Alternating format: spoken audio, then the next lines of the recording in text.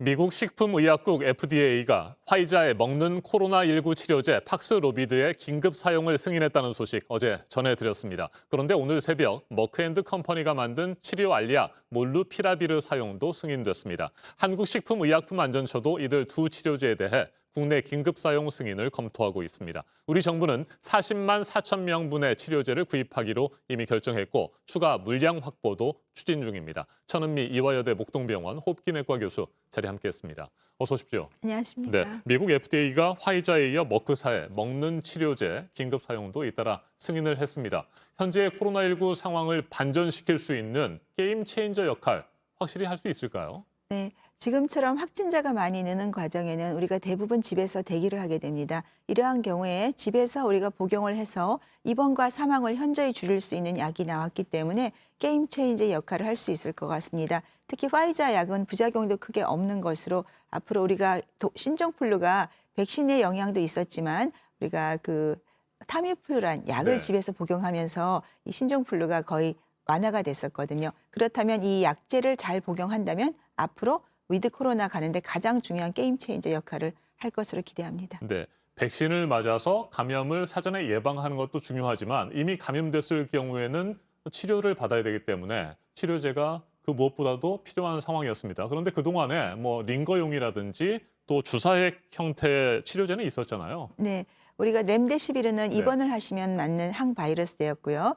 또 항체 치료제 같은 경우도 1시간 정도 주사를 맞아야 되기 때문에 공간이 필요했습니다. 다만 이 경구 치료제는 5일간 복용을 하시는데 집에서 사용할 수 있다는 점이 가장 큰 장점이 되겠습니다. 네, 긴급 사용을 승인받은 이 두 치료제의 효과는 어느 정도로 예상할 수 네. 있습니까? 머크사의 몰리피라비르는 원래 독감 치료제로 개발이 됐기 때문에 네. 한 30% 정도의 유효성만 갖고 있습니다. 그래서 미국에서도 꼭 필요한 경우에만 사용을 허가를 했고요. 반면 화이자의 팍슬로비드 같은 경우는 코로나19 바이러스의 특정에서 만들어진 항바이러스이기 때문에 우리가 증상 발현 3일 이내에 복용을 하시게 되면 0.8%에서만 이 확진자가 나왔고 그래서 89%의 효과를 가져왔고요. 5일 이내에 복용을 하더라도 88%의 효과를 가져오고 있습니다. 특히 이 복용군에서는 아무도 사망을 하지 않았다는 아하. 큰 장점이 있습니다. 네. 그런데 이들 두 치료제가 바이러스의 체내 복제를 막는 그런 역할을 한다고 하는데 오미크론 등 변이 바이러스 뭐 계속해서 발생하고 있습니다. 이들 변이 바이러스에도 효과가 있을까요? 네, 그렇습니다. 우리가 항체라든지 백신은 아무래도 그 우리가 바이러스의 그 스파이크 단백질에 맞춰서 개발을 했기 때문에 스파이크 단백질에 변이가 생기면 백신이나 항체 치료의 역할이 떨어지게 됩니다. 하지만 이 경구 치료제는 이미 바이러스가 인체의 세포에 들어간 후에 복제를 억제하는 약이기 네. 때문에 오미크론이나 이런 새로운 변이가 생기더라도 대부분 영향 없이 효과를 같이 나타낼 수 있습니다. 네. 화이자의 팍스로비드는 총 30알을 먹어야 하고요.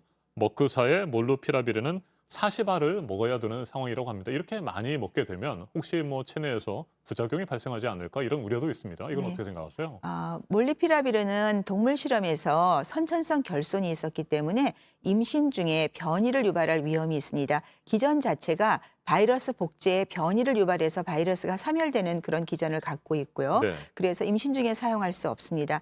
그리고 이 팍슬로비드 같은 경우는 대부분은 문제가 없습니다. 왜냐하면 단백질 체인을 끊어주기 때문에 복제 과정에서 변이가 생기진 않습니다. 다만 설사나 근육통 같은 그런 증상이 일부 생길 수 있어서 그런 증상이 심한 분이나 경구약을 드실 수 없는 네. 분 같은 경우에는 일부에서 항체 치료제 주사를 또 사용할 수 있겠습니다. 네, 머크사 치료제의 경우에는 성장기인 18세 이하에 대해서는 투약을 금지한다고 하는데 그렇다면 우리나라에서도 마찬가지 상황이 되겠군요. 네, 그렇지만 팍슬로비드 같은 경우는 12세 이상에서 고위험군에 사용할 수 있기 때문에 머크사의 몰리피라비르는 아주 일정한 고위험군에서만 특정적으로 사용할 수 있을 것 같습니다. 네, 이들 두 치료제는 코로나19의 증상이 나타난 뒤에 5일 이내에 먹어야 한다. 뭐 이런 규정들도 있더라고요. 네. 이건 어떻게 보십니까? 뭐 한계가 좀 있는 거 아니겠습니까? 그렇습니다. 항체 치료제도 그렇고 이 경구 치료제도 바이러스 초기의 복제를 억제해야 되기 때문에 반드시 초기 복용이 필요합니다. 우리가 타미플루도 5일 이내 복용, 특히 고열난 지 48시간 이내에 들어가야 효과가 있거든요.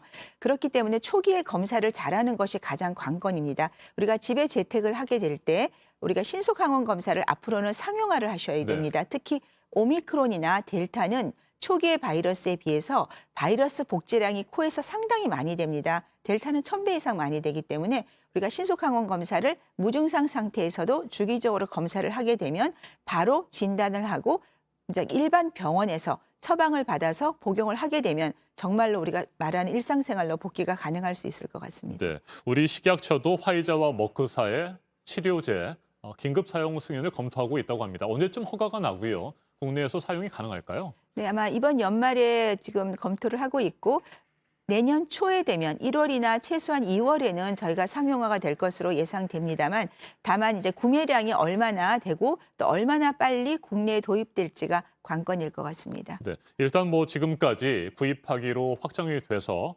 들어올 예정인 치료제가 한 40만 4천 명분 정도가 된다고 하고요.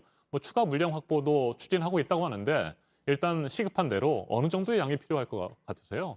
우선은 몰리피라빈 24만 분 정도인데 저는 파이자 약이 더 많이 필요하고 지금 네. 파이자는 7만은 선구매가 된 걸로 알고 있습니다만 지금은 고위험군의 사용을 우선적으로 시행을 하겠지만 앞으로 확진자가 많이 늘었을 때 확진과 동시에 일반인에게도 그러니까 고위험군이 아닌 군에도 분명히 이것을 사용할 수 있을 겁니다. 왜냐하면 타미플루가 그랬고 지금 파이자에서도 고위험군이 아닌 군의 임상 연구를 하고 있습니다. 그렇다면 우리가 일반적으로 코로나의 초기에 뭐 신속항원 검사를 집에서 해서 바로 확진이 되면 병원에 가서 처방을 받고 이렇게 하게 되면 저는 앞으로 수십만, 사실 미국은 1000만 회를 구매했고요. 일본이나 영국도 최소한 200만 가까이를 구매를 했기 때문에 국내에도 그 정도의 물량은 필요하지 않을까 생각합니다. 네, 치료제를 구입하는데 뭐 총 60만 원 이상이 든다고도 하고요. 꽤 비싼데 이것도 국가가 부담하게 되는 겁니까? 네, 지금은 국가가 부담을 하겠지만 이 앞으로 복제약이 허가가 되어 있기 때문에 약가는 분명히 내려갈 것으로 기대합니다. 네, 사회적 거리 두기가 강화되고 있습니다. 그런데 오늘도 뭐 7천 명 안팎의 신규 확진자가 나올 것으로 보고 있고요.